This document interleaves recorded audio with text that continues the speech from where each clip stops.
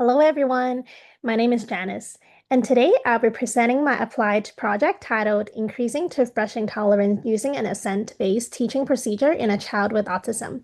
This project focused on increasing brushing tolerance in a respectful, child-led way. So I'll first introduce the project. Toothbrushing can be very challenging for autistic children. For this participant, a 5-year-old autistic boy, brushing often led to crying, pushing away, turning his head, or leaving the area. These behaviors made toothbrushing difficult, showing strong social validity for intervention.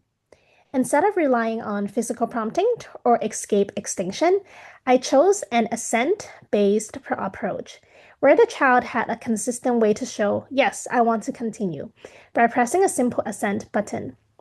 A no was communicated through withdrawal behaviors like turning away, blocking the toothbrush, or stepping back. If any of these occurred, brushing stopped immediately. This helped the child feel safe, respected, and controlled. Previous literature supported graduated exposure and reinforcement for promoting tolerance to hygiene routines. More recent work emphasizes assent-honoring procedures, where children can indicate willingness to participate. In this project, the assent button was a clear and predictable yes signal. Any withdrawal behaviors serve as a clear no signal. The child learned that brushing only continued when he actively showed willingness, which helped reduce anxiety and refusal behaviors. So let's look at the methods. A changing criterion design was used to gradually increase brushing duration. The intervention took place in the child's home bathroom with his caregiver implementing brushing. For the baseline, no assent button was used. The caregiver followed her usual routine. Sessions ended quickly due to refusal. During intervention, the child pressed the yes button to show assent before brushing began.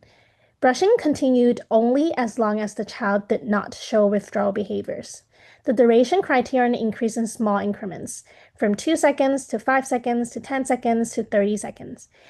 If the child withdrew assent at any point, brushing stopped immediately and neutrally.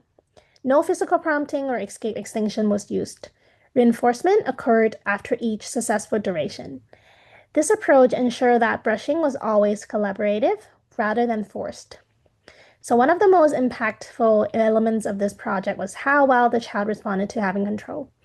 When we reached the 30-second criterion, the child began showing withdrawal signals, turning away and pushing the brush slightly.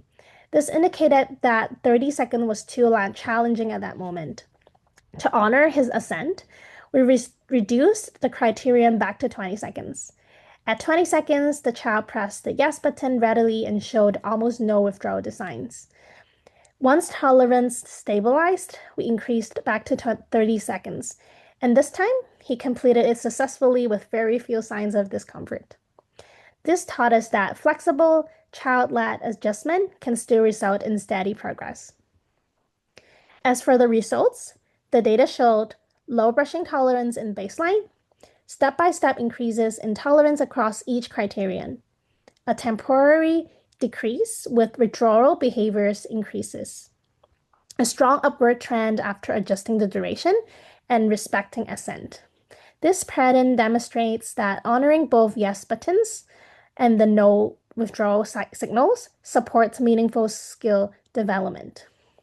So what I've learned in this project is that giving children a simple and reliable yes tool increases confidence and participation. Honoring their no signals prevents escalation and maintains emotional safety. Progress does not require coercive strategies. Collaboration can just as effective. Caregivers benefit from tools that allow them to support routines without power struggles. Assent-based procedures promotes trust, which is a foundation for long-term success in self-care tasks. There are some limitations. In this project, there was only one participant, and data were collected in one setting, which is the home bathroom, and the caregiver implementation may also increase variability. Some of the future directions include exploring generalization to flossing or dental visits, incorporating modeling, visual stories, or video demonstrations, comparing button assent to other assent methods, and to examine long-term maintenance after the study ends. In summary, Using a yes button for assent and carefully monitoring withdrawal behaviors helped decrease the child's toothbrushing tolerance in a safe, respectful, and effective way. This project demonstrates the power of a child-led autonomy supportive model for building real-world daily living skills.